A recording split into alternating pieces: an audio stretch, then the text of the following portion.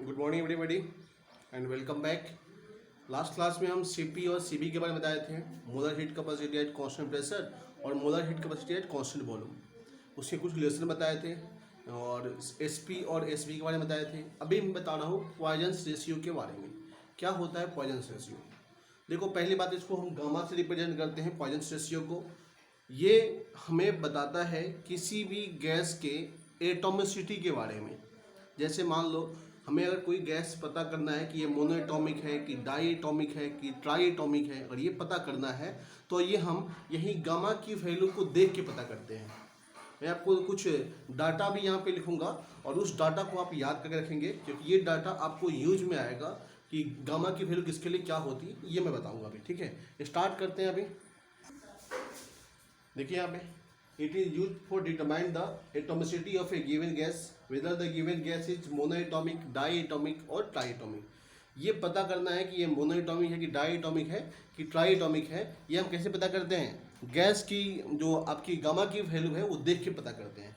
Gamma जो होता है मेनली, गामा होता है सीपी और सीवी का रेशियो। किसी भी गैस का जो सीपी और सीवी का जो रेशियो है वो गामा की वैल्यू देता है। सीपी क्या है? Molar heat capacity at constant pressure, और सीबी क्या है? Molar heat capacity at constant volume. एक बात मैं बता दूं कि जो सीपी की वैल्यू होती है ये हमेशा सीबी से बड़ी होती है, मतलब CP is always greater than CB. बताओ, अगर सीपी हमेशा सीबी से बड़ी होगी तो सीपी बाई गामा की वैल्यू क्या होगा? हमेशा सीपी बड़ा है ना सीबी से, गामा की वैल्यू हमेशा क्या होगा? गामा की वैल्यू हमेशा 1 से क्या होगा? बड़ा होगा, क्योंकि सीपी हमेशा सीबी से क्या होने वाली है? बड़ी होने वाली है। अब मैं कुछ डाटा लिख रहा हूँ, इस डाटा को आप याद रखिएगा। जैसे मैं अगर बात करूँ, यहाँ पे देखो सीपी, यहाँ पे देखो ये सीबी, यहाँ पे हम गामा की वैल्यू लिख रहे हैं, और यहाँ पे हम बात कर रहे हैं एटॉमिसिटी की, कि गैस की एटॉमिसिटी क्या है। जैसे मैं आपको बताऊं कि अगर मान लो गैस मोनोएटॉमिक है, गैस कैसा है? मोनोएटॉमिक। तो मोनोएटॉमिक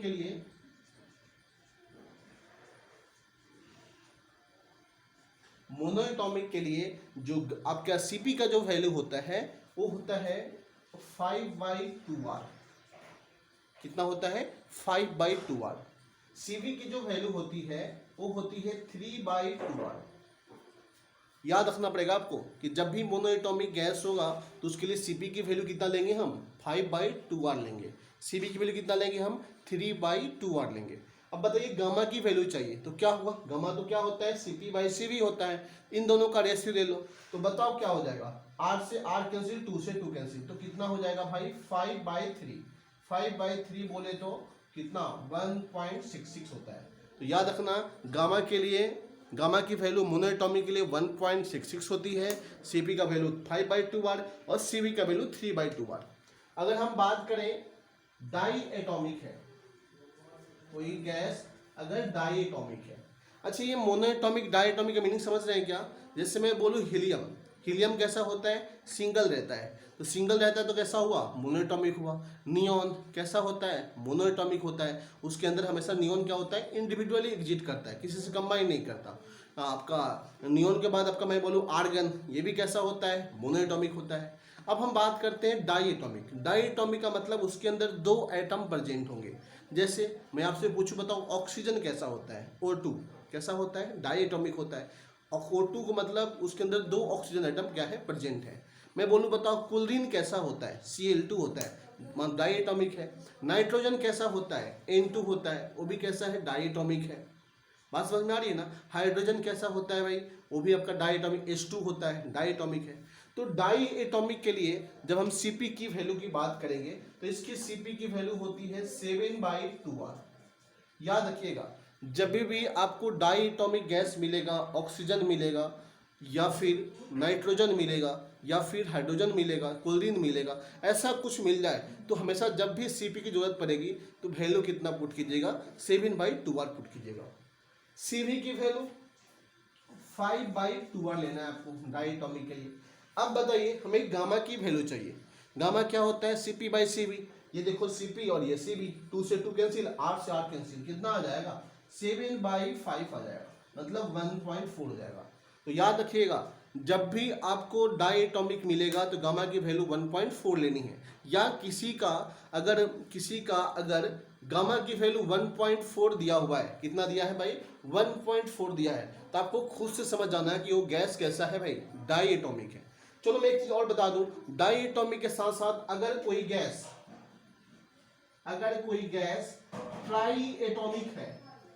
ट्राई एटॉमिक है लेकिन लीनियर है, लीनियर का मतलब क्या होता है, ट्राई एटॉमिक हो लेकिन लीनियर हो, तो उस केस में भी आपका Cp का वैल्यू यही यूज करना है, Cv का वैल्यू यही यूज करना है, गामा की वैल्यू भी यही यूज करना है।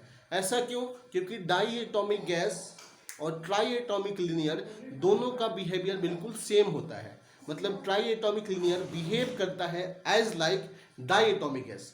अच्छा, लीनियर का मतलब क्या हुआ, उसकी जो स्ट्रक्चर होना चाहिए पूरा एक लाइन 180 में होना चाहिए। मैं बोलूँ आपको कार्बन डाइऑक्साइड, बताओ कार्बन डाइऑक्साइड कैसा होता है, कार्बन ऑक्सीजन डबल बॉन्ड और यहाँ पे डबल बॉन्ड। बताओ इनके बीच में जो ये एंगल है, ये एंगल कितना होता है 180 होता है। मतलब ये कंपाउंड जो है पूरा का पूरा क्या है, लीनियर है, लीनियर कंपाउंड है। कार्बन डाइऑक्साइड कैसा होता है, लीनियर कंपाउंड होता है। तो ये जो हुआ है ट्राई एटॉमिक, लेकिन कैसा बिहेव करेगा, ये डाई एटॉमिक की तरह बिहेव करेगा। अच्छा क्यों करेगा, डिटेल में नहीं जाते हैं, अभी बस इतना समझो कि करेगा। पढ़ोगे आप क्या बोलते हैं, डिग्री ऑफ फ्रीडम से सीखोगे कैसा क्यों होता है। लेकिन अभी यहाँ पे देखो, हमें इतना ही बात करनी है कि याद रखना है कि ट्राई एटॉमिक जो लीनियर होगा वो कैसा बिहेव करेगा, डाई एटॉमिक की तरह बिहेव करेगा। चलो मैं आपसे पूछता हूँ, क्या SO2 क्या ये भी आपका डाई एटॉमिक लीनियर है क्या? देखो SO2 का स्ट्रक्चर कैसा होता है, यहाँ पे सल्फर, यहाँ पे देखो, यहाँ पे सल्फर के पास कितने इलेक्ट्रॉन होते हैं, 6 इलेक्ट्रॉन, 2 यहाँ से 4 यहाँ से यूज कर लेगा, एक यहाँ पे लोन पेयर रहेगा, और ये हुआ ऑक्सीजन और ये हुआ ऑक्सीजन। ये हुआ स्ट्रक्चर किसका भाई, SO2 का। अब बताइए क्या ये लीनियर आपको दिख रहा है क्या SO2 लीनियर है? नहीं, इनके बीच में ये जो एंगल है, ये एंगल डेफिनेटली 180 तो नहीं है। यहाँ पे देखो एंगल बॉन्ड के बीच में एंगल कितना था, 180 का एंगल था, यहाँ पे 180 नहीं है। तो ये तो ट्राई एटॉमिक है लेकिन लीनियर नहीं है, कैसा है, नॉन लीनियर है। अब उसके लिए हम बात करेंगे अभी नॉन लीनियर के लिए क्या करना पड़ता है। आप समझ गए ना लीनियर का मतलब क्या होता है। लीनियर का मतलब उसकी स्ट्रक्चर बिल्कुल स्ट्रेट लाइन की तरफ हो, और ये जो अगर मान लो सिंपल सा कोई ट्राई एटॉमिक है लेकिन उसके पास अगर एक भी लोन पेयर हो गया, याद रखने का तरीका है, समझने का तरीका है, बॉन्डिंग में पढ़ोगे आगे जाके आप, कि अगर कोई ट्राई एटॉमिक हो गया और उसके पास एक भी लोन पेयर हो गया, एक से ज्यादा हो गया, ठीक है, कम से कम एक हो गया, एक भी लोन पेयर हो गया, तो वो लीनियर स्ट्रक्चर नहीं रहेगा। कैसा हो जाएगा, नॉन लीनियर हो जाएगा। सबसे आसान ट्रिक है इसको याद रखने का। अगर किसी के पास लोन पेयर नहीं है, जैसे कार्बन कोई लोन पेयर नहीं है, दो बॉन्ड थे, क्या बन गया, कैसा बन गया, ये कैसा बन गया भाई, लीनियर बन गया। आई बात समझ में? चलो आगे बात करते हैं। यहाँ पे हम बात करें अब किसके लिए, हम बात करें अब ट्राई एटॉमिक, जब नॉन लीनियर होगा, लीनियर नहीं रहेगा, तब हम क्या करेंगे। देखिए हम बात कर रहे हैं ट्राई एटॉमिक नॉन लीनियर, जब लीनियर नहीं होगा, या आप इसको बोल सकते हो पॉलीएटॉमिक भी बोल सकते हो। पॉलीएटॉमिक के लिए भी यही वैल्यू यूज करना है।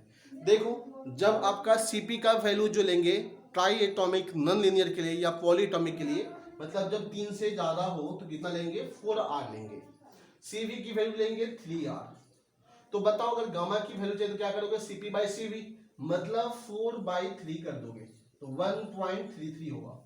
तो ये पूरा जो डाटा मैंने आपको लिखा ना, ये पूरी डाटा आपको याद रखनी है सही से। ये Cp/Cv का वैल्यू आपको बहुत यूज में आएगा। गामा की वैल्यू भी याद रखनी है, किसके लिए कितना लेना है, ये आपको ख्याल रखना है। तो Cp और Cv में आपको 2 डिस्टेंस बता चुका हूं मैं, पिछले क्लास में बताया था क्या, Cp-Cv = R होता है, Cp और Cv है। दूसरा भी बता दिया Cp/Cv = क्या होता है, गामा होता है। ये 2 रिलेशन आपको बता चुका हूं मैं Cp और Cv के बीच में। अच्छा ये गामा क्या है, ये आप फिजिक्स में पढ़ोगे डिटेल में, या केमिस्ट्री में भी बताया जा सकता है। गामा की जो वैल्यू है ना, गामा = होता है 1 + 2/f। f जो है यहाँ पे जो f है ना, ये है degree of freedom, degree of freedom है। ये डिग्री ऑफ फ्रीडम क्या होता है आपको फिजिक्स में पढ़ाया जाएगा। किसी भी गैस का जो डिग्री ऑफ फ्रीडम होता है, मान लो कोई गैस में कितने फ्रीडम है, ट्रांसलेशनल मोशन है कि नहीं, रोटेशनल मोशन है कि नहीं, वाइब्रेशनल मोशन है कि नहीं, वो उसकी वैल्यू यहाँ पे पुट करोगे और गामा की वैल्यू निकल के बाहर आ जाएगी। ये हम नहीं पढ़ते हैं, बस आपको बता दिया कि ये कहाँ पढ़ोगे, फिजिक्स में पढ़ोगे, जहाँ पे एफ का मतलब क्या है, किसी भी गैस का डिग्री ऑफ फ्रीडम है। ठीक है, ये दोनों चीज ध्यान रखना, सीपी और सीवी के बीच में दो relation, CP minus CV equal to R, CP by CV equal to gamma. चलिए हम आगे बात करते हैं। चलिए हम नेक्स्ट कंसेप्ट आपको समझा रहे हैं, बाद में सबको मिला देंगे। हम कौन से कंसेप्ट समझा रहे हैं, रिवर्सिबल और इरिवर्सिबल प्रोसेस। क्या होता है रिवर्सिबल और क्या होता है इरिवर्सिबल। कोई भी प्रोसेस इनिशियल पोजीशन से फाइनल पोजीशन पे अगर जा रहा है तो उनके जाने का तरीका कैसा है, उसके आधार पे उस प्रोसेस को दो पार्ट में डिवाइड किया गया है। अगर सिस्टम जो है एक पोजीशन से फाइनल पोजीशन, इनिशियल पोजीशन से फाइनल पोजीशन पे रिवर्सिबली गया कि इरिवर्सिबली गया, ऐसे क्वेश्चन पूछता है आपसे। क्या मीनिंग होता है रिवर्सिबल का और इरिवर्सिबल का, हम बात कर रहे हैं अभी। देखिए वही चीज़ मैंने लिखा है यहाँ पे कि कोई भी प्रोसेस इनिशियल पोजीशन से, कोई सिस्टम इनिशियल स्टेट से फाइनल स्टेट पे जा रहा है तो कैसे जा रहा है, उसके आधार पर हमको दो पार्ट में डिवाइड किए हैं, एक रिवर्सिबल है और दूसरा इरिवर्सिबल है। चलिए हम आपको समझाते हैं कब रिवर्सिबल बोलेंगे प्रोसेस को और कब इरिवर्सिबल बोलेंगे। जैसे मैं इनके साथ साथ इनका डिफरेंस बताते जाऊंगा। जैसे मान लो, समझो पहले रिवर्सिबल, एक कहानी बताता हूँ, एक स्टोरी। इस स्टोरी से आपको पूरा कंसेप्ट क्लियर हो जाएगा कि इसका भाई रिवर्सिबल क्या होता है और इरिवर्सिबल क्या होता है। जैसे देखो, मान लो ये एक सिस्टम है, इसके अंदर गैस पार्टिकल फिल किए गए हैं। अब ये गैस फिल किया गया है तो इस क्या करेगा, ये अंदर से प्रेशर जनरेट करेगा जिसको हम प्रेशर ऑफ गैस बोलेंगे। अब मान लो यहाँ पे कुछ सैंड पार्टिकल फिल यहाँ पे पहले से रखे गए हैं, बहुत सारे सैंड पार्टिकल यहाँ पे जमा किए गए हैं, ये सैंड पार्टिकल है। चलिए मैं एक बना दूं प्रोसेस, तो बताओ इस पिस्टन के द्वारा, एटमॉस्फेयर के द्वारा और ये सैंड पार्टिकल द्वारा कुछ बाहर से भी प्रेशर जनरेट हो रहा होगा, जिसको हम क्या बोल रहे हैं, पी एक्सटर्नल बोल रहे हैं। अब बात समझिए, मैं आपको समझा रहा हूँ रिवर्सिबल प्रोसेस क्या होता है। और मैं आपको बोला कि चलो ठीक है, एक काम करो, ये सिस्टम अभी ये पिस्टन जो है यहाँ पे रुका हुआ है, कहीं मूव नहीं कर रहा है। इसका मतलब अंदर का जो प्रेशर है पी इंटरनल और बाहर का जो प्रेशर है पी एक्सटर्नल, ये दोनों आपस में क्या है, इक्वल है, तभी तो पिस्टन रुका हुआ है। चलिए अब मैंने बोला अपने स्टूडेंट को, आप में से किसी को, कि एक सैंड पार्टिकल को उठाओ और यहाँ पे रखो। मतलब जितने भी यहाँ पे सैंड पार्टिकल हैं सबको उठा के यहाँ पे जमा करते जाओ, इसको यहाँ पे लेके आओ और यहाँ पे जमा करते जाओ, ऐसे जमा करते जाओ। लेकिन जमा करने का तरीका क्या है, आपको सैंड पार्टिकल 1 बाई 1 रखनी है। ऐसा नहीं कि इतना सैंड पार्टिकल उठाया और वहां पे रख दिया, नहीं करना। आपको धीरे धीरे उठाना, मतलब एक सैंड पार्टिकल उठाना है, फिर वहां रखना है, फिर उठाना है, फिर वहां रखना है। बताओ, आप एक सैंड पार्टिकल जब उठा के यहाँ पे रखोगे तो क्या पिस्टन ऊपर मूव कर जाएगा? अरे बोलो, क्या आपको मूव करता हुआ दिखाई देगा? लगेगा? नहीं। जहां पिस्टन था वहीं पे रुका रहेगा। पिस्टन में आपको कोई चेंज, एक सैंड पार्टिकल के कारण पिस्टन में आपको कोई भी चेंज दिखाई नहीं देगी। चलिए मैंने बोला कि ठीक है, आप ये काम को कंटिन्यू रखो, आप फिर से सैंड पार्टिकल उठाओ और यहाँ पे रखो। आपने दो सैंड, एक और सैंड पार्टिकल उठा कर वहां पे रखा, क्या आप पिस्टन पर मूव कर जाएगा? अभी भी नहीं मूव करेगा। आपको ऐसा लगेगा कि पिस्टन जहां पे था बिल्कुल वहीं पे अभी भी रुका हुआ दिखाई देगा। फिर आप इस काम को कंटिन्यू रखो। और मैं चला गया कहीं घूमने, घूमने के बाद 1 घंटे के बाद आया। जब 1 घंटे के बाद आया तो मैंने देखा कि आप यहाँ पे कुछ सैंड पार्टिकल को जमा कर दिए हैं, 1 बाई 1 ईमानदारी के साथ आप उठा के यहाँ पे रख रहे हैं, और कुछ सैंड पार्टिकल यहाँ बचा हुआ है और कुछ सैंड पार्टिकल यहाँ पे आ गया। अब बताओ, जब ये 1 घंटे के बाद मैं आऊंगा तो क्या पिस्टन की पोजीशन पहले अगर ये थी तो क्या अभी भी यहीं रहेगी, या पिस्टन कहीं ऊपर चला गया होगा? सोचो, नॉर्मल सी बात है, पिस्टन कहाँ चला गया होगा? कुछ ऊपर की तरफ चला गया होगा। चलिए मुझे बताइए, ये पिस्टन जब नीचे से ऊपर गया था, डेफिनेटली मतलब ने कुछ सैंड यहाँ पे रख दिया, तो पिस्टन पहले मान लो यहाँ पे था, तो अब फाइनली जब 1 घंटे के बाद आया तो मैंने देखा पिस्टन भाई तो चेंज हो गया पोजीशन, पिस्टन यहाँ पे आ गया है। तो बताओ, जब पिस्टन यहाँ से यहाँ पे आया तो क्या आप तो वहाँ पे अवेलेबल थे ना? क्या आपको कभी भी पिस्टन की मूवमेंट दिखाई दिया? बिल्कुल नहीं दिखाई दिया होगा डेफिनेटली, क्योंकि आपको दिखाई देता तो आप बोलते देखो पिस्टन ऊपर जा रहा है। आपने जब चेंज किया उसको धीरे धीरे, तो ये चेंज यहां से यहां पे इतना स्लो हुआ कि आपको पता भी नहीं चला कि कब पिस्टन ऊपर जा रहा है। मतलब क्या है कि ये जो सैंड पार्टिकल को आपने यहां से यहां पे 1 बाय 1 जब उठा के रखे थे, तो सैंड एक एक सैंड पार्टिकल के कारण वेरी स्मॉल चेंज हुआ, वेरी स्मॉल, इतना स्मॉल चेंज हुआ कि वो आप उसको क्या कर सकते हो, इग्नोर कर सकते हो या निगलेक्ट कर सकते हो। कहने का मतलब हुआ कि एक सैंड पार्टिकल आपने यहां पे रखा, तो जो बाहर का प्रेशर है पी एक्सटर्नल, वो थोड़ा सा कम हो गया होगा, किससे भाई, पी इंटरनल से कम हो गया होगा, क्योंकि बाहर आपने एक वेट हटा दिया। एक सैंड पार्टिकल का कुछ तो वेट होगा, एक वेट हटा दिया आपने सैंड पार्टिकल का, उसके बाद थोड़ा सा जो वेट कम, प्रेशर जो कम हुआ, किसका प्रेशर ज्यादा हो गया, इसका प्रेशर ज्यादा हो गया, तो ये थोड़ा सा मूव करा है, जस्ट थोड़ा सा, इतना थोड़ा सा कि मतलब वेरी स्मॉल वर्क डन किया, एक्सपेंशन हुआ लेकिन वेरी स्मॉल एक्सपेंशन हुआ। मतलब जब आप सैंड को यहां से हटाए, तो उस केस में यहां पे जो पी इंटरनल है और उसमें माइनस करूं पी एक्सटर्नल, तो इन दोनों में जो डिफरेंस आया, ये वेरी स्मॉल डिफरेंस आया, डेल पी का डिफरेंस आया, और यही del P very small pressure में डिफरेंस है, और इसी डिफरेंस के कारण पिस्टन जो है थोड़ा सा ऊपर गया, जो आपको दिखाई भी नहीं दिया। मतलब ये जो डेल पी आपको दिख रहा है, इसी को बोलते हैं ड्राइविंग फोर्स। यही ड्राइविंग फोर्स है जो रिस्पॉन्सिबल है पिस्टन को ऊपर कराने के लिए, मूवमेंट मतलब एक्सपेंशन कराने के लिए रिस्पॉन्सिबल है। लेकिन यहाँ पे जो आपका डीपी की जो वैल्यू दिख रही है वो वेरी स्मॉल है। मतलब जो पिस्टन थोड़ा सा मूव किया, तो क्या पिस्टन मूव करने के बाद जब रुकेगा, थोड़ी सी जब रुकेगा, तो क्या उस केस में पी इंटरनल और पी एक्सटर्नल फिर से क्या होगा, इक्वली रहेगा। फिर आपने एक सेंट्रल को हटाया, उसके लिए वेरी स्मॉल चेंज हुआ, क्या उसके बाद जैसे थोड़ा सा चेंज हुआ होगा, उसके जस्ट बाद पी इंटरनल और पी एक्सटर्नल क्या हुआ, हमेशा इक्वली रहा। मतलब इसमें जब पिस्टन यहां पे था और यहां से यहां गया, इस ड्यूरेशन में हमेशा पी इंटरनल मतलब गैस का प्रेशर और बाहर का प्रेशर हमेशा क्या था, इक्वल था। मतलब system all the time equilibrium में था सराउंडिंग के साथ। कब भाई, जब ये प्रोसेस को हम एक एक 1 बाय 1 वेरी स्लोली करा रहे थे, पिस्टन का मूवमेंट बहुत धीरे धीरे करा रहे थे। चलिए आप इस चीज को फिर समझिए। मतलब अगर मैं क्या कर रहा हूं कि मैं आपको बोलूं, दिमाग लगाइएगा, अब मैं बोलूं क्या सैंड पार्टिकल को 1 बाय 1 जैसे आपने निकाला था, वैसे आप फिर से उसको वहां पे रखते जाओ।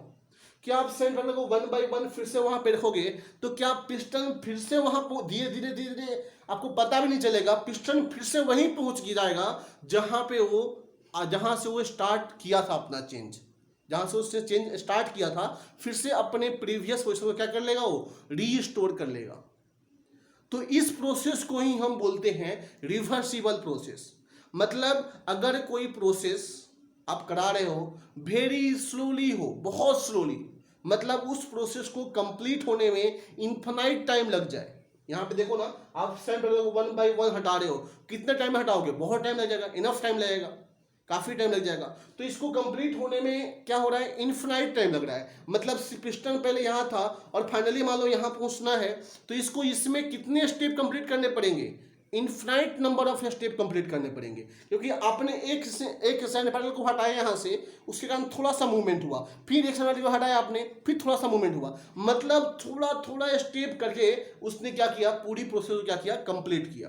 तो अगर कोई प्रोसेस वेरी स्लो हो रही हो या किसी प्रोसेस को करने में इन्फिनाइट नंबर ऑफ स्टेप लिया जा रहा है, तो वो प्रोसेस कैसा कहलाता है, रिवर्सिबल कहलाता है। रिवर्सिबल की एक खास बात और है, एक इंपॉर्टेंट डिफिनेशन ऐसा बोलेंगे रिवर्सिबल, कि अगर कोई प्रोसेस हो रही है, अगर उसका डायरेक्शन और कंडीशन रिवर्स कर दें, जैसे हम इसको यहां से यहां पे रख रहे थे, सैंड उठा के यहां पे रख रहे थे, अब मैंने उल्टा काम शुरू कर दिया, अब 1 बाय 1 उठा के मैं यहां पे रख रहा हूं, मतलब इस पिस्टन के ऊपर रख रहा हूं।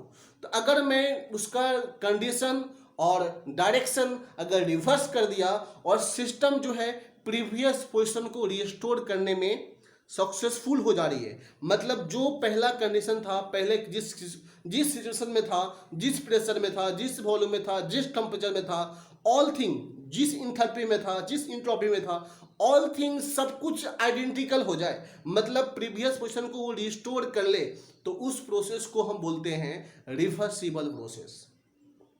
अगर आपने डायरेक्शन को और कंडीशन को रिवर्स किया और सिस्टम प्रीवियस पोजीशन को रिस्टोर करने में सक्सेसफुल नहीं हो पाया, मतलब उसमें जो प्रीवियस पोजीशन था उसको रिगेन नहीं कर पाया, तो उस प्रोसेस को हम क्या बोलेंगे? इरिवर्सिबल बोलेंगे। आप बोलोगे सर कैसे? इरिवर्सिबल का मतलब क्या हुआ, समझ में नहीं आया, मैं समझा रहा हूँ। जैसे मैंने एक बार फिर से यही सिस्टम है, यही सेंट पार्टिकल है, मैंने बोला कि ठीक है आप एक काम करो, आपको 1 by 1 सेंट पार्टिकल को रखना है। इसके पहले तो आपने ईमानदारी से काम किया था, लेकिन इस बार आपके मन में बेईमानी आ गया, मैं चला गया, आप भी कहीं बिजी हो गए। देखिए सर आ रहे हैं, आप जल्द से आए, इतने सेंट पार्टिकल को एक बार में उठाया और यहाँ पे रख दिया, इतने सारे सेंट पार्टिकल को। बताओ जब इतने सारे सेंट को उठा के यहाँ पे रखोगे तो क्या पिस्टन आपको तुरंत ऊपर भाग जाएगा सट से? क्या पिस्टन आपको सट से ऊपर जाते हुए दिखाई देगा क्या? बिल्कुल दिखाई देगा, क्योंकि इस बार आपने बहुत सारे सेंट पार्टिकल को उठा के यहाँ पे रख दिया है। क्यों ऐसा हुआ? तो ये बताओ, यहाँ पे पहले पिस्टन था, आपने सेंटर को उठा के यहाँ पे रखा तो तुरंत पिस्टन यहाँ से यहाँ पे चला गया। बताओ इस बार पिस्टन को यहाँ से यहाँ जाने में कितने स्टेप लगे? सिंगल स्टेप लगे, तुरंत एक स्टेप में प्रोसेस क्या हो गई? कंप्लीट हो गई। टाइम भी कितना लगा भाई? वेरी शॉर्ट टाइम लगा, बहुत टाइम की इंटरवल क्या है? बहुत कम है, तुरंत इसने क्या कर दिया? प्रोसेस को कंप्लीट कर लिया। ठीक है, तो ऐसा प्रोसेस जो बहुत फास्ट होता हो या 1-2 स्टेप में कंप्लीट हो जाता हो, उस प्रोसेस को हम बोलते हैं इरिवर्सिबल प्रोसेस। मतलब आप सोचो एक बार, आप जब सैंड पार्टिकल को उठा के यहाँ पे रखे होंगे तो क्या बाहर का जो पी एक्सटर्नल प्रेशर है, बाहर का जो प्रेशर है पी एक्सटर्नल और अंदर का जो प्रेशर है गैस का प्रेशर पी इंटरनल, इन दोनों में जो डिफरेंस होगा वो बहुत लार्ज डिफरेंस हुआ होगा। डेल पी बोल रहा हूं, डेल पी का मतलब एक लार्ज प्रेशर में डिफरेंस आ गया, और यही डेल पी क्या है? यही तो है, आपको बताया था उस समय, क्या है ये? यही तो है आपका ड्राइविंग फोर्स। अब बताओ इस केस में जो ड्राइविंग फोर्स की जो वैल्यू है ये छोटी है या बड़ी है? बहुत बड़ी है, बहुत बड़ी, क्योंकि इसमें आप बहुत सारे सेंटर उठा के एक बार में रखे हो। तो बताओ जब ये ड्राइविंग फोर्स की वैल्यू बहुत बड़ी है और यहाँ पे ड्राइविंग फोर्स की वैल्यू क्या थी? नेग्लिजिबल थी, वेरी स्मॉल चेंज हुआ था प्रेशर में, तो ये क्या था? बहुत ज्यादा वैल्यू है। तो ये जो प्रोसेस ड्राइविंग फोर्स जब ज्यादा हो जाएगा ना तो ये प्रोसेस क्या हो जाएगी? फास्ट हो जाएगी। मतलब रिवर्सिबल वाले केस में ड्राइविंग फोर्स क्या होता है? नेग्लिजिबल, और इसमें ड्राइविंग फोर्स की वैल्यू नेग्लिजिबल नहीं होती, बहुत लार्ज अमाउंट होती है ड्राइविंग फोर्स की। ये बहुत कम टाइम में कंप्लीट होता है, ये very short interval of time में क्या होता है? कंप्लीट होता है। ये इन्फिनाइट टाइम लेता है कंप्लीट होने में, इसमें क्या होता है? फाइनाइट टाइम लगता है। एक बात और बता दूं मैं आपको, क्या हम जब सैंड पार्टिकल को उठा के यहाँ से यहाँ रखे थे तो पिस्टन जो ऊपर गया था, क्या मैं इस डायरेक्शन को रिवर्स कर दूं तो क्या ये अपने प्रीवियस पोजीशन को रिस्टोर कर पाएगा? चेक करते हैं। चलो मैंने सैंड पार्टिकल को फिर से उठा के वहां पे रख दिया इस पिस्टन के ऊपर, तो क्या होगा भाई? पिस्टन झटके से एकदम नीचे जाएगा, पूरा एकदम फोर्सफुली नीचे जाएगा, और डेफिनेटली उसकी जो पोजीशन होगी वो प्रीवियस पोजीशन नहीं रहेगी। उसका या तो बहुत नीचे चला जाएगा क्योंकि बहुत झटके से नीचे जा रहा है, अचानक से मैंने वेट रख दिया है, बहुत नीचे चला जाएगा, या कुछ ऊपर चला जाएगा। मतलब जो अपना प्रीवियस पोजीशन था उसको ये रीस्टोर नहीं कर पाएगा। उसको ही हम क्या बोलते हैं? इरिवर्सिबल प्रोसेस बोलते हैं। परफेक्ट डेफिनेशन यही होता है कि अगर हम डायरेक्शन और कंडीशन को रिवर्स करें तो अगर वो प्रीवियस पोजीशन को रिस्टोर नहीं कर पा रहा है तो कैसा हो जाएगा? कैसा हो जाएगा भाई? इरिवर्सिबल हो जाएगा। अगर उसने अचीव कर लिया तो कैसा हो जाएगा? रिवर्सिबल हो जाएगा। अच्छा बताओ क्यों उसने रिवर्सिबल में अचीव कर लिया था, उसमें क्यों अचीव नहीं कर रहा है? इसके पीछे ये रीजन है कि ये जो प्रोसेस होती है ना स्लोली होती है, वेरी स्लोली होती है। तो स्लोली होने के कारण इसमें जो एनर्जी का लॉस बिल्कुल नेग्लिजिबल होता है। मतलब समझ लो कि रिवर्सिबल वाले केस में एनर्जी की लॉस होती ही नहीं है, कोई एनर्जी लॉस नहीं करता। किससे भाई? रिवर्सिबल वाले प्रोसेस में। इसलिए आप जब इसको आप रीस्टोर करोगे, मतलब रिएक्शन को रिवर्स करोगे, तो ये प्रीवियस पोजीशन क्या कर लेगा? रीस्टोर कर लेगा। लेकिन ये वाली प्रोसेस इरिवर्सिबल क्या होती है? फास्ट प्रोसेस होती है, और इसमें एनर्जी का बहुत ज़्यादा लॉस हो जाता है। किसमें भाई? इरिवर्सिबल में। कोई भी काम आप जल्दी कराओगे तो उसमें एनर्जी का लॉस तो होगा ही होगा, तो इसमें एनर्जी का लॉस बहुत ज़्यादा हो जाता है। एनर्जी का लॉस ज़्यादा होने के कारण ये अपने प्रीवियस पोजीशन को रीस्टोर नहीं कर पाती। आई बात समझ में? समझ गए मुझे रिवर्सिबल क्या होता है? एक बात और बता दूं, रिपीट कर दे रहा हूं कि इसमें सिस्टम और सराउंडिंग जब मान लो पहले पिस्टन यहाँ था, अब यहाँ से यहाँ गया, तो इस होल ड्यूरेशन में हमेशा अंदर का प्रेशर और बाहर का प्रेशर क्या था, इक्वल होता है हमेशा। वेरी स्मॉल चेंज हो रही है, उसको हम निगलेक्ट कर दे रहे हैं, वैल्यू तो बहुत छोटा है। मतलब सिस्टम और सराउंडिंग आपको कभी, मतलब पिस्टन कभी ऊपर जाते हुए दिखाई नहीं देगा, मतलब आपको ऐसा लगेगा कि हमेशा सिस्टम और सराउंडिंग हमेशा क्या है, इक्विलिब्रियम में है। किसमें भाई, रिवर्सिबल में। लेकिन यहाँ पे ऐसी बात नहीं होती, यहाँ पे इनिशियली सिस्टम और सराउंडिंग क्या होगा, इक्विलिब्रियम में होगा।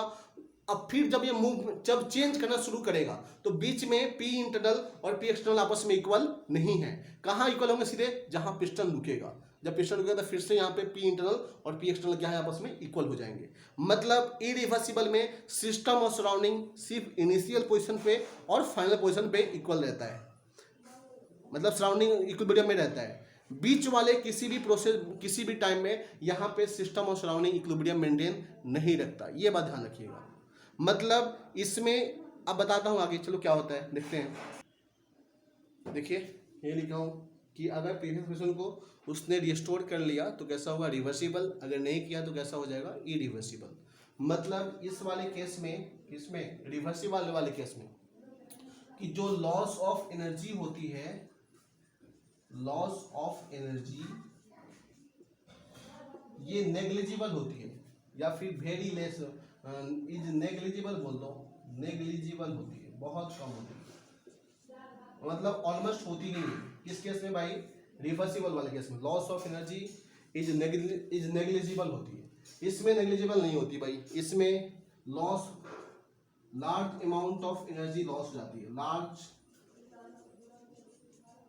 अमाउंट ऑफ एनर्जी जो होती है इसके अंदर ये क्या हो जाती है, लॉस हो जाती है। ठीक है। दूसरा, इसमें मैंने बताया लॉस एनर्जी मतलब क्यों ऐसा लॉस नहीं हुआ, क्योंकि अगर एक्सपेंशन की हम बात करें तो यहाँ पे जो पी इंटरनल था गैस का माइनस पी एक्सटर्नल जो था, इन दोनों में डिफरेंस जो होता है डीपी का, जिसको हम क्या बोल रहे हैं, ड्राइविंग फोर्स बोल रहे हैं, ड्राइविंग फोर्स बोल रहे हैं। तो इसमें जो ड्राइविंग फोर्स होता है वो बहुत कम होता है, driving force is very small, बहुत छोटा होता है, यानी कि नेग्लिजिबल होता है, वेरी स्मॉल या वेरी लेस, जो बोलना है बोल दो। ड्राइविंग, इसमें जो ड्राइविंग फोर्स होता है वो बहुत छोटा होता है, बहुत छोटा, जो पिस्टन की मूवमेंट के लिए क्या है, रिस्पॉन्सिबल है। तो जो मूवमेंट कराता है पिस्टन का, तो ये ड्राइविंग फोर्स की वैल्यू बहुत छोटी है, मतलब ये टेंस टू 0 होता है। मतलब यहाँ पे जो डीपी की वैल्यू है वो टेंस टू 0 होती है, मतलब 0 के आसपास होती है। तभी तो प्रोसेस बहुत स्लो हो रहा है और धीरे धीरे प्रोसेस हो रही है, तभी तो प्रोसेस बहुत धीरे धीरे हुई है, क्योंकि इसमें जो ड्राइविंग फोर्स है, जो रिस्पॉन्सिबल है मूवमेंट कराने के लिए, वो बहुत छोटा है, धीरे धीरे चेंज कराएगा। इसमें बताओ, इसमें जो ड्राइविंग फोर्स होता है, मतलब P internal minus P external, इन दोनों का जो डिफरेंस है डेल पी का, ये ड्राइविंग फोर्स ये वेरी लार्ज होता है। मतलब यहाँ पे जो ड्राइविंग फोर्स होती है ना, यहाँ पे डेल पी ये कभी भी 0 के इक्वल नहीं हो सकती, डज नॉट इक्वल टू 0, ये याद रखना। क्योंकि यहाँ पे ड्राइविंग फोर्स बहुत ज़्यादा होता है और ज़्यादा होने के कारण ही ये जो मूवमेंट हुई है वो बहुत फास्ट मूवमेंट होती है। किससे भाई, इरिवर्सिबल। इसमें जो होता है, ये जो होता है ये बहुत स्लो होता है, ये बहुत स्लो प्रोसेस होता है, बहुत स्लो, और स्लो होने के कारण इसमें बहुत ज़्यादा टाइम लगता है कंप्लीट होने में। It take infinite time for completion, मतलब कंप्लीट करने में, कंप्लीट करने में, फॉर कंप्लीट लिख दो सिंपल सा, कि कंप्लीट करने में इसको क्या लगता है, इनफाइनाइट टाइम लगता है। ये जो होता है इरिवर्सिबल, वो कैसा होता है, फास्ट होता है, इट इज फास्ट प्रोसेस। ये फाइनाइट, मतलब ये जो होता है फास्ट होता है, इसे कंप्लीट होता है फाइनाइट नंबर स्टेप में। It completed in finite number of step, ये फाइनाइट नंबर ऑफ स्टेप में क्या होता है, कंप्लीट होता है। ठीक है।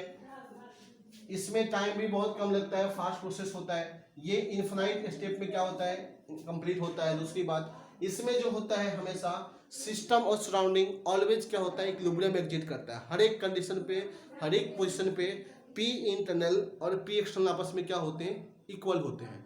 मतलब किसी भी, चाहे इनिशियल पोजीशन हो, चाहे बीच में हो, चाहे फाइनली पोजीशन हो, किसी भी कंडीशन पे आप P V equal to N R T use कर सकते हो। क्यों यूज कर सकते हो, क्योंकि अंदर का प्रेशर बाहर का प्रेशर आपस में क्या है, इक्वल है। तो यहाँ पे all time P V equal to N R T applicable होता है। लेकिन इरिवर्सिबल में ऐसी बात नहीं है। इरिवर्सिबल में क्या होता है, अंदर का प्रेशर और बाहर का प्रेशर सिर्फ इनिशियल पोजीशन पे सेम रहता है और फाइनल पोजीशन पे सेम रहता है। बीच वाले कंडीशन में किसी कभी पी इंटरनल और पी एक्सटर्नल इक्वल नहीं रहता है। इसलिए यहाँ पे आप P V equal to N R T सिर्फ इनिशियल कंडीशन पे और फाइनल कंडीशन पे यूज कर सकते हो। बीच वाले कंडीशन पे कभी भी आप P V equal to N R T use नहीं कर सकते। मतलब सिस्टम एंड इसमें जो सराउंडिंग होता है, surrounding always exit in equilibrium, always exit in equilibrium. ये इक्विलिब्रियम है, equilibrium of each other, equilibrium में होता है।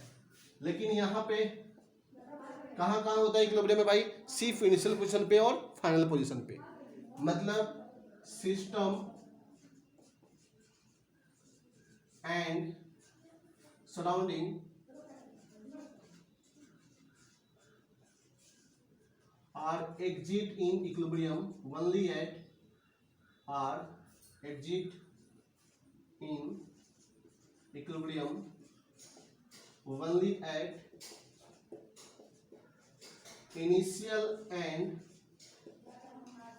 Final position. सिर्फ दो ही पोजीशन पे ये क्या होते हैं, इक्विलिब्रियम में रहते हैं। बाकी सारे इक्विलिब्रियम नहीं रहते। यहाँ पे मतलब यहाँ पे सिस्टम और सराउंडिंग ऑलवेज क्या होते हैं, इक्विलिब्रियम में होते हैं। यहाँ सिर्फ इनिशियल और फाइनल पोजीशन पे इक्विलिब्रियम में होते हैं। यहाँ पे हम चाहें रिवर्सिबल में तो हम P V equal to N R T, we can use P V equal to N R T at all condition, या फिर एट एनी टाइम बोल दो, किसी भी पोजीशन, एट एनी पोजीशन।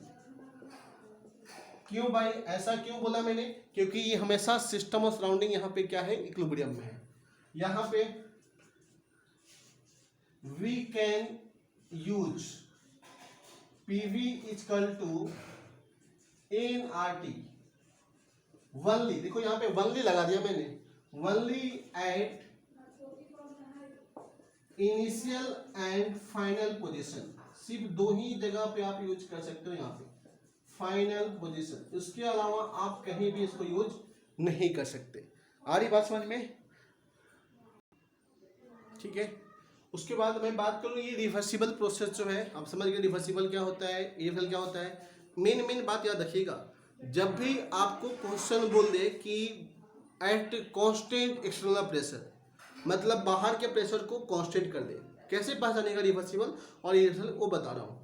कि अगर बाहर के प्रेशर को कांस्टेंट कर दे तो बताओ डेफिनेटली वो प्रोसेस कैसा बन जाएगा, इरिवर्सिबल बन जाएगा। क्यों भाई, क्योंकि हम जानते हैं कि यहाँ पे जब रिवर्सिबल करना है तो हमेशा अंदर का प्रेशर और बाहर का प्रेशर क्या होना है, इक्वल रहना है हर एक कंडीशन पे। तो यहाँ पे हर एक कंडीशन पे क्या होगा, इक्वल होगा। लेकिन बाहर का प्रेशर कांस्टेंट बोल दिया तो डेफिनेटली वो प्रोसेस कैसा होने वाला है, इरिवर्सिबली होने वाला है। मतलब इनिशियली क्या होगा, इक्विलिब्रियम में रहेगा और फाइनली इक्विलिब्रियम में रहेगा, बीच में इक्विलिब्रियम मेंटेन नहीं कर पाएगा। क्योंकि जैसे एक्सपेंशन हो रहा है ना, अंदर का प्रेशर तो चेंज हो रहा है, गैस का प्रेशर, तो वैसे वैसे बाहर का प्रेशर भी चेंज करना पड़ेगा, तभी तो इक्विलिब्रियम मेंटेन कर पाएगा ऑल कंडीशन में। तो जैसे अंदर का प्रेशर चेंज हो रहा है, बाहर का प्रेशर यहाँ पे क्या है, कांस्टेंट है, तो प्रोसेस कैसी हो जाएगी, इरिवर्सिबल। या फिर जितने भी नेचुरल फेनोमेना होते हैं, जितने भी नेचुरल फेनोमेना आप सोचते हो, उस सब के सब कैसे होते हैं, इरिवर्सिबल नेचर के होते हैं नेचुरल फेनोमेना। जैसे ये पेन का ऊपर से नीचे गिरना, बारिश का होना, ये सारे फेनोमेना क्या होते हैं, इरिवर्सिबल होते हैं। ठीक है। दूसरी हम बात करें कि अगर मान लो क्वेश्चन आपको बोल रहा है कि रिएक्शन कंप्लीट इन 1 स्टेप और 2 स्टेप, ऐसे बोल रहा है, तो डेफिनेटली कैसा प्रोसेस हो जाएगा, वो इरिवर्सिबली हो जाएगा।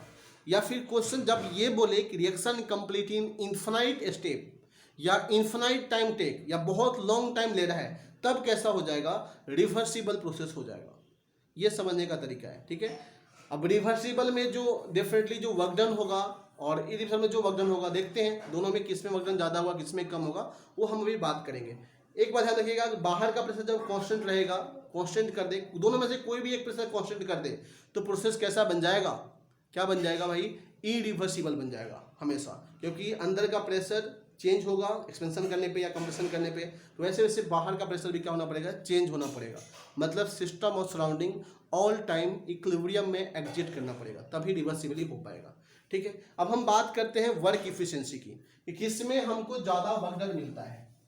आपको दिखाते हैं कि वर्क इफिशिएंसी किसकी ज़्यादा होती है, किसकी कम होती है। चलिए बात करते हैं हम work efficiency of reversible and irreversible process की। चलो हम पहले बात करते हैं एक्सपेंशन के लिए, एक्सपेंशन के लिए बात कर रहे हैं। चलिए यहां पे मान लो ये प्रेशर है, आपको तो पता है कि नहीं पता, तो बता रहा हूं कि पीवी कर्व में जो एरिया अंडर द कर्व होता है वो वर्क डन की वैल्यू देता है, ठीक है। तो हम बात करें एक बार रिवर्सिबली की, तो बताओ पीवी कर्व में टेम्परेचर मान लो कांस्टेंट कर दो, तो ये होता है आपकी ग्राफ, प्रेशर वॉल्यूम की जो ग्राफ होती है, एक्सपेंशन करवाना है तो ऐसे होगी ग्राफ, ठीक है। आपको तो पता है कि जब वर्क डन जो होता है तो हम वर्क डन में प्रेशर ओ लेते हैं जिसके अगेंस्ट काम कर रहे हैं हम लोग, ठीक है। तो हम पहले ग्राफ ड्रॉ कर रहे हैं रिवर्सिबल के लिए, पहले हम किसके लिए बात कर रहे हैं, रिवर्सिबल प्रोसेस के लिए। बताइए रिवर्सिबल प्रोसेस में जब एक्सपेंशन करना है तो अंदर का प्रेशर और बाहर का प्रेशर दोनों हमेशा क्या होगा, हमेशा क्या होगा, इक्वल ही रहेगा ऑल कंडीशन पे। मतलब जो प्रेशर जो जिसके अगेंस्ट आप काम कर रहे हो वो वैसे ही वेरी करेगा जैसे अंदर का प्रेशर वेरी किया है। ये ग्राफ किसकी है, ये ग्राफ किसकी है, अंदर वाले प्रेशर की है। अब जानते हैं गैसेस स्टेट आपने पढ़ा होगा कि जो पीवी की जो ग्राफ होती है वो कैसी होती है, ऐसी आती है कांस्टेंट टेम्परेचर पे। तो ये चेंज है किसका भाई, प्रेशर का, किसका भाई, गैस का प्रेशर का। तो जैसे जैसे अंदर का सिस्टम का जो गैस का प्रेशर चेंज हो रहा है रिवर्सिबल में, वैसे वैसे क्या होगा, बाहर का प्रेशर चेंज होना पड़ेगा, तभी तो प्रेशर रिवर्सिबली हो पाएगी। तो यहाँ पे वो ग्राफ जिसके अगेंस्ट हम काम कर रहे हैं, जो प्रेशर हमारे अपोज कर रहा है, उसकी भी ग्राफ कैसी आएगी, ऐसे ही आएगी। तो यहाँ पे जो एरिया अंडर द कर्व आएगा, ये कर्व ये क्या देगा आपको, वर्क डन की वैल्यू देगा।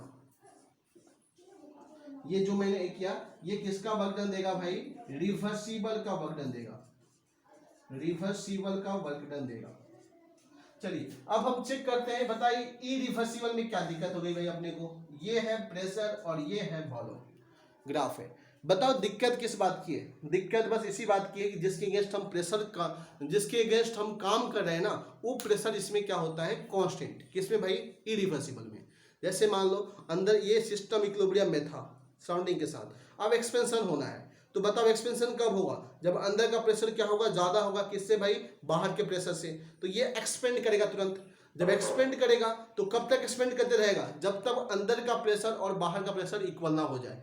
मतलब हम किसके अगेंस्ट काम कर रहे हैं, बाहर के प्रेशर के अगेंस्ट काम कर रहे हैं, और बाहर का प्रेशर क्या है, अंदर का प्रेशर से बहुत कम है। समझ में आ रही है बात ना। तो बताओ अगर मैं अंदर के प्रेशर का चेक करूं, अंदर का प्रेशर ग्राफ, तो अंदर का प्रेशर ग्राफ तो मतलब गैस का ग्राफ, तो गैस की ग्राफ तो बिल्कुल यही आएगी जैसे इसका आया। लेकिन हम यहाँ पे प्रेशर, दोनों ग्राफ सेम क्यों हो गया, क्योंकि यहाँ पे जो ड्राइविंग जो अंदर का प्रेशर है वैसे ही कौन चेंज हो रहा है, बाहर का प्रेशर भी चेंज हो रहा है। लेकिन यहाँ पे ऐसी बात नहीं है, यहाँ पे अंदर का प्रेशर कुछ ऐसे चेंज हो रहा है, गैस का प्रेशर जो है वो कुछ ऐसे चेंज हो रहा है, और बाहर का जो प्रेशर है वो अलग से वो क्या है, हमेशा कांस्टेंट है। तो बताओ पहले प्रेशर स्टार्टिंग में जब चेंज नहीं हुआ था, देखो यहाँ पे पी इंटरनल और पी एक्सटर्नल, पहले शुरू में क्या था, इक्विलिब्रियम में था। अब बताओ किसके अगेंस्ट काम हो रहा है, बाहर के प्रेशर के अगेंस्ट काम हो रहा है, वही प्रेशर हम लेंगे ना। तो बाहर का प्रेशर क्या है, बहुत कम है, तो बहुत कम है तो कितना होगा, जितना यहाँ पे जाके जब रुकेगा ना सिस्टम ऑफ सराउंडिंग, तो अंदर जितना बाहर, फाइनली जितना अंदर का प्रेशर होगा फाइनली उतना ही क्या है, बाहर का प्रेशर है, तभी तो जाकर रुकेगा वहां पे। तो बताओ अचानक से प्रेशर की वैल्यू क्या हो जाएगी, यहाँ पे देखो अचानक से कम हो जाएगी, और किसके इक्वल जाएगी, इसके इक्वल जाएगी। और इसके यही प्रेशर क्या है, रिस्पॉन्सिबल है किसके लिए, एक्सपेंशन के लिए।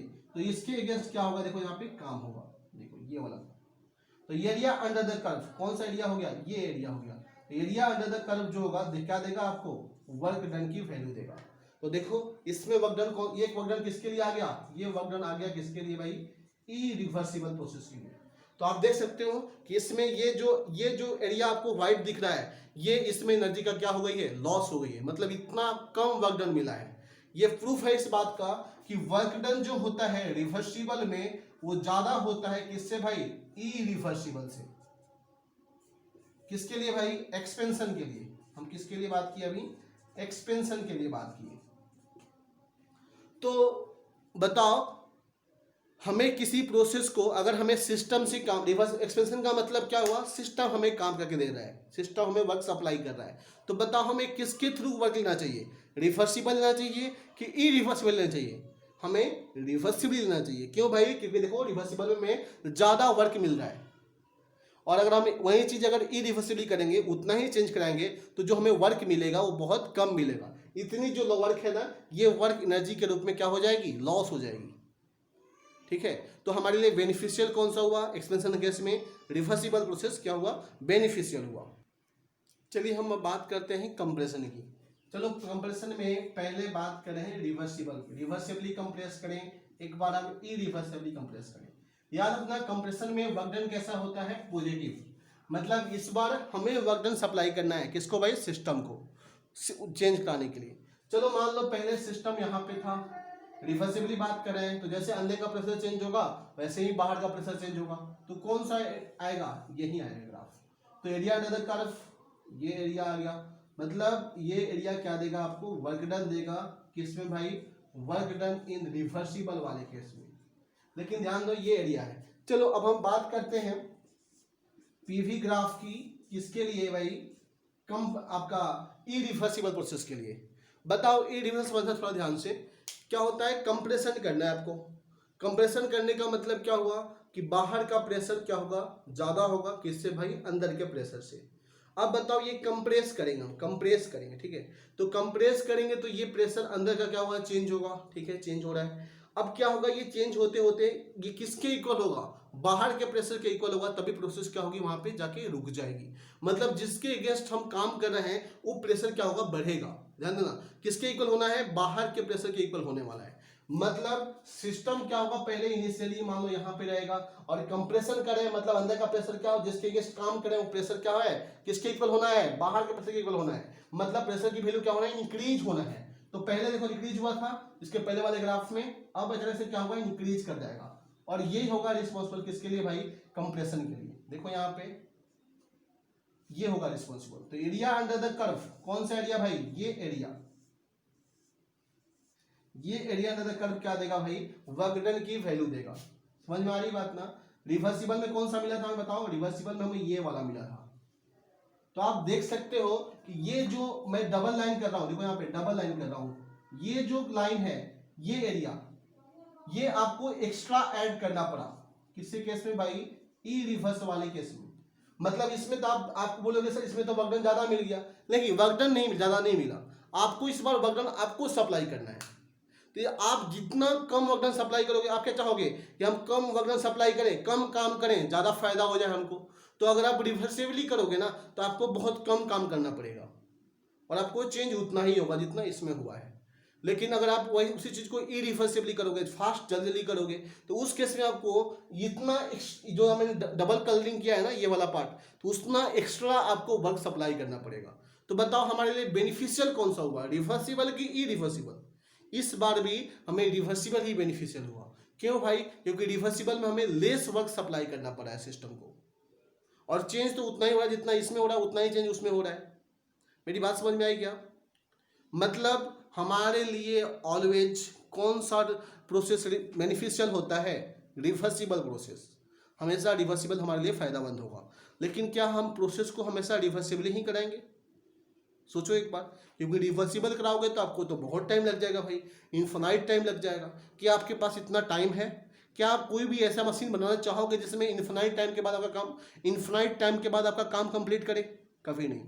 तो क्या फिर मैं आपसे पूछूं, फिर तो क्या आप इसके थ्रू जाओगे, इरिवर्सिबल के थ्रू जाओगे। अगर इसके थ्रू जाते हो तो भाई बहुत एनर्जी का लॉस हो जाएगा, बहुत एनर्जी का लॉस हो रहा है। एनर्जी जो होते जो भी आप पेट्रोल डीजल डालोगे वो बहुत सारा वेस्ट हो जाएगा। तो इसके थ्रू भी नहीं जाओगे। तो हम क्या करते हैं, जो भी मशीन बनाते हैं ना उसमें हम बीच बीच का पाथवे अपनाते हैं। मतलब प्रोसेस को हम न तो रिवर्सिबली करते हैं न ही हम इरिवर्सिबली करते हैं। प्रोसेस को हम मल्टीपल स्टेप में कंप्लीट करते हैं। अब ये क्या होता है मल्टीपल स्टेप प्रोसेस, समझो ध्यान से। मतलब ये एक बात जरूर यहाँ पे लिख लेना कि हमारे लिए बेनिफिशियल क्या है, मतलब reversible process is always beneficial for us. चाहे वो कंप्रेशन हो चाहे वो एक्सपेंशन हो, हमेशा बेनिफिशियल होगा। अब हम बात करते हैं इसके बारे में। ये तो कंप्रेशन हो गया ना, हम बात कर रहे हैं कि भाई क्या होता है multiple step process. Multiple step process क्या होता है? ये प्रोसेस जो होता है ना, ये बीच का रास्ता है। किसका भाई? रिवर्सिबल का और इरिवर्सिबल के बीच के रास्ते को हम बोलते हैं मल्टीपल स्टेप प्रोसेस। कैसे भाई? हम जानते हैं रिवर्सिबल प्रोसेस में बहुत ज़्यादा टाइम लगने वाला है, मतलब वो थ्योरेटिकल प्रोसेस है, प्रैक्टिकली तो पॉसिबल है नहीं। इरिवर्सिबल जो है वो प्रैक्टिकल प्रोसेस तो है लेकिन उसमें एनर्जी का बहुत लॉस हो जा रहा है। तो हम क्या करेंगे, किसी प्रोसेस को, मतलब जो प्रोसेस 1 स्टेप में हम करा रहे थे या उसमें इनफाइनाइट स्टेप में करा रहे थे उसको हम 10 स्टेप में कराएंगे, 20 स्टेप में कराएंगे, तो वो प्रोसेस क्या कहलाएगा? मल्टीपल स्टेप प्रोसेस कराएगा। मतलब एक्सपेंशन करेंगे फिर रोकेंगे, इक्विलिब्रियम मेंटेन करेंगे, फिर एक्सपेंशन करेंगे फिर रोकेंगे, फिर एक्सपेंड करेंगे फिर रोकेंगे। मतलब इतना जो छोटा सा पार्ट किया मैंने, कैसे किया? इरिवर्सिबली किया, फिर इक्विलिब्रियम मेंटेन कराया, फिर यहाँ पे इरिवर्सिबली किया, फिर इक्विलिब्रियम मेंटेन कराया, फिर यहाँ पे ऐसे कराएंगे, ऐसे करेंगे। समझ में आया बात? मान लो कि गाड़ी पेट्रोल आपने बाइक बना ली, तो बाइक में एक बार आपका फ्यूल जाएगा, उसका कुछ वर्क होगा, फिर कुछ समय के बाद, मतलब कंटिन्यूस नहीं, डिसकंटिन्यूस हम क्या करेंगे? फ्यूल सप्लाई करेंगे। मतलब समझ रहे हो ना बात को? चलो हम बात करते हैं यहाँ पे प्रेशर वर्सेज वॉल्यूम की। अगर हम रिवर्सिबली कर एक्सपेंशन की बात करें, सिस्टम से काम ले रहे हैं हम, तो रिवर्सिबली करते तो हमें ये मिलता, जो ये ग्राफ बनाई है ना, ये ग्राफ मिलती कब? जब हम रिवर्सिबली करते तो। अब हम रिवर्सिबली तो करने वाले नहीं। अगर हम इरिवर्सिबली करते तो अचानक से देखो, ई से मतलब बाहर के प्रेशर के अगेंस्ट काम कर रहे हैं। प्रेशर तो ये था स्टार्टिंग में, अचानक प्रेशर क्या होगा? कम हो जाएगा, और इसके अगेंस्ट क्या होगा? कम होगा, ऐसे इसके अगेंस्ट एक्सपेंशन होगा, और ये जो एरिया कर्व है वो हमें वर्क डन मिलेगा। तो ये भी नहीं करना, तो हम क्या करेंगे, इस प्रोसेस को 5 स्टेप में डाला। देखो, पहले एक्सपेंड किया फिर इक्विलिब्रियम मेंटेन कराया, फिर एक्सपेंड किया फिर इक्विलिब्रियम मेंटेन कराया, फिर एक्सपेंड किया इक्विलिब्रियम मेंटेन कराया, फिर एक्सपेंड किया इक्विलिब्रियम मेंटेन कराया, फिर एक्सपेंड फिर इक्विलिब्रियम। कितने स्टेप में कराया? देखो 1 यहाँ पे था, 2 3 4 5 6, मतलब देखो एक स्टेप, 2 स्टेप, 3 4 5 स्टेप में कंप्लीट कराया। तो बताओ अब इसमें हमें कितना वर्क डन मिलेगा? एरिया अंडर द कर्व, देखो ये वर्क डन मिलेगा हमें। आप देख सकते हो जो ये व्हाइट पार्ट जो आपको दिख रहा है बीच बीच में, यहाँ पे व्हाइट पार्ट, यहाँ व्हाइट पार्ट, ये सब व्हाइट पार्ट जो दिख रहा है, ये क्या हुआ? एनर्जी का लॉस हो गया। क्यों भाई? क्योंकि मैंने प्रोसेस को न तो रिवर्सिबली कराया न तो इरिवर्सिबली कराया। इसमें देखो वर्क इफिशिएंसी जो है रिवर्सिबल से तो कम है लेकिन इरिवर्सिबल क्या है? ज्यादा है।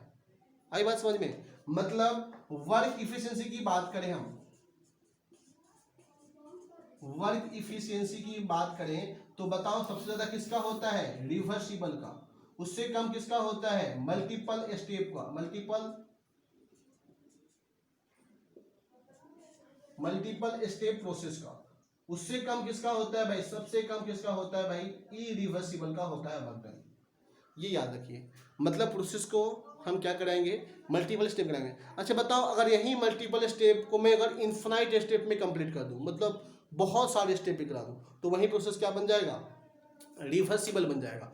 मतलब जैसे जैसे स्टेप बढ़ाते जाओगे तो कहाँ टेंस करेगा? रिवर्सिबल की तरफ टेंस करेगा। नंबर ऑफ स्टेप कम करते जाओगे तो कहाँ टेंस करेगा? इरिवर्सिबल की तरफ टेंस करेगा। ठीक है ना? कैसे? समझो बात को ध्यान से। देखो यहाँ पे अगर मान लो यहाँ पे प्रेशर है और ये वॉल्यूम है, अपनी ग्राफ ये होने वाली थी जब रिवर्सिबल करता। तो अगर मैं ऐसा कराऊं, बताओ, तो ये छोटा सा ऐसे कराया, देखो ये थोड़ा सा एक्सपेंड कराया, फिर थोड़ा सा एक्सपेंड कराया, थोड़ा सा एक्सपेंड कराया, फिर थोड़ा सा, फिर एक्सपेंड कराया, फिर लाया, प्रेशर डिक्रीज किया, फिर एक्सपेंड कराया, फिर इक्विलिब्रियम मेंटेन कराया, फिर एक्सपेंड कराया।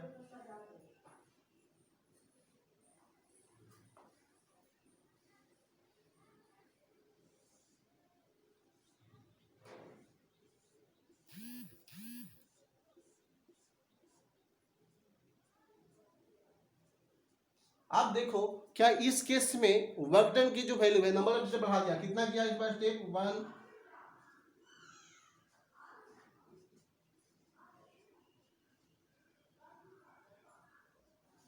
इस बार 12 स्टेप में किया मैंने। तो देखो इस बार इसकी जो इफिशियंसी है पहले वाले से भी ज़्यादा है, ग्राफ और ऊपर चली गई। वैसे ही यहाँ पे स्टेप बढ़ाते बढ़ाते अगर इन्फिनाइट स्टेप कर दोगे तो वही प्रोसेस क्या बन जाएगा, रिवर्सिबल बन जाएगा। ये मैं करके दिखाता हूँ, एक मिनट। जैसे देखो यहाँ पे अगर मैं इसको एक्सपेंड करूँ, फिर एक्सपेंड करूँ, फिर एक्सपेंड करूँ, ऐसे लाऊं, डिक्रीज करूँ, एक्सपेंड करूँ, मतलब इन्फिनाइट स्टेप ले लूँ कंप्लीट करने में, फिर डिक्रीज करूँ, फिर एक्सपेंड करूँ, फिर डिक्रीज करूँ, एक्सपेंड करूँ। देख रहे हो कि ये जो ग्राफ है बिल्कुल रिवर्सिबल के ऊपर क्या हो रही है, ओवरलैप कर जा रही है। मतलब समझ गए ना, सिंपल सा नंबर ऑफ स्टेप का कहानी है। नंबर ऑफ स्टेप ज़्यादा लोगे तो प्रोसेस रिवर्सिबल की तरफ टेंस करेगा, नंबर ऑफ स्टेप कम करोगे तो प्रोसेस क्या होगा, इरिवर्सिबल की तरफ टेंस करेगा। याद रखना हमेशा हमारे लिए रिवर्सिबल क्या होता है, बेनिफिशियल होता है, लेकिन प्रोसेस को हम रिवर्सिबली 100% कर नहीं सकते। क्यों नहीं कर सकते भाई, क्योंकि हमारे पास उतना टाइम नहीं होता, हम इन्फिनाइट टाइम है ही नहीं किसी काम को करने के लिए। तो हम क्या करते हैं, इरिवर्सिबल भी नहीं कर सकते क्योंकि उस एनर्जी का लॉस होता है। तो फिर हम क्या करेंगे, हम बीच का रास्ता अपनाएंगे। कौन सा प्रोसेस करेंगे, मल्टीपल स्टेप प्रोसेस करेंगे। इसकी जो वर्क इफिशिएंसी होती है वो रिवर्सिबल से थोड़ी कम होती है, लेकिन इरिवर्सिबल से बहुत ज़्यादा होती है। तो आप जो भी मशीन बनाओगे इंजीनियर बनने के बाद किसके थ्रू बनाओगे, मल्टीपल स्टेप प्रोसेस के थ्रू बनाओगे। मतलब उसमें जो वर्क डन लोगे मशीन से वो किसके थ्रू लोगे, मल्टीपल स्टेप प्रोसेस के थ्रू लोगे। ठीक है।